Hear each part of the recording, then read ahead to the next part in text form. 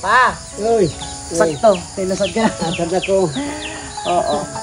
Sakto lang kasi meron ako ditong kape guys. Ayan everyone, so grabe diba yung mga tatay natin minsan, hindi pa sila nakakapagkape pero ito, nanananggot na sila.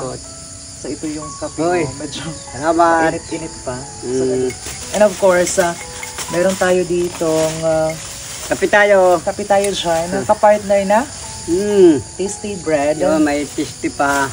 And of course, meron din ditong palaman. Oh.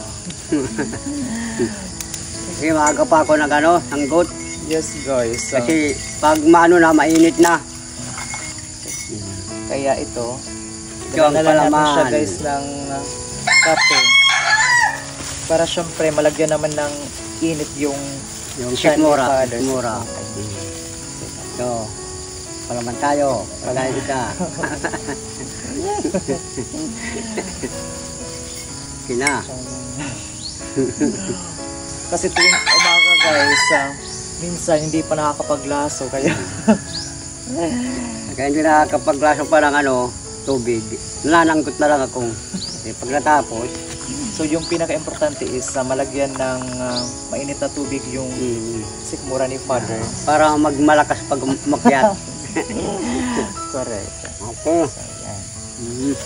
And of course, syempre meron tayo ditong gift guys from saan to? NCR, Metro Manila.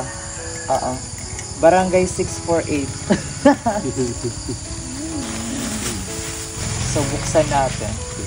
Ito mo ito nga. Lang ayun guys, so bagong-bago po talaga ito. Kaya thank you so much po sa Yanba Philippines na sender po natin.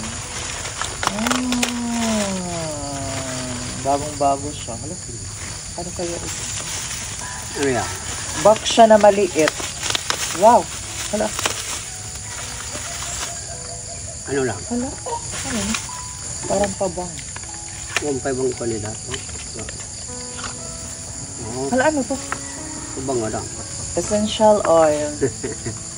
Takuho. Amoy. Diarrhea pabang. Yan man. Hindi siya pabango guys. Anong tawag dito? Wala namang spray. Ang yung nakalagay lang is essential oil. Ano guys? Basta hindi namin alam kung ano to.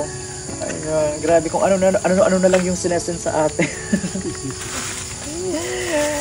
Ayan guys, so hanggang dito na lang po muna tayo kasi ayan, manananggot pa si Father guys. Tapos marami pa kaming gagawin ngayon. So maraming salamat everyone. So thank you so much everyone for watching. See you again in our next video. Bye.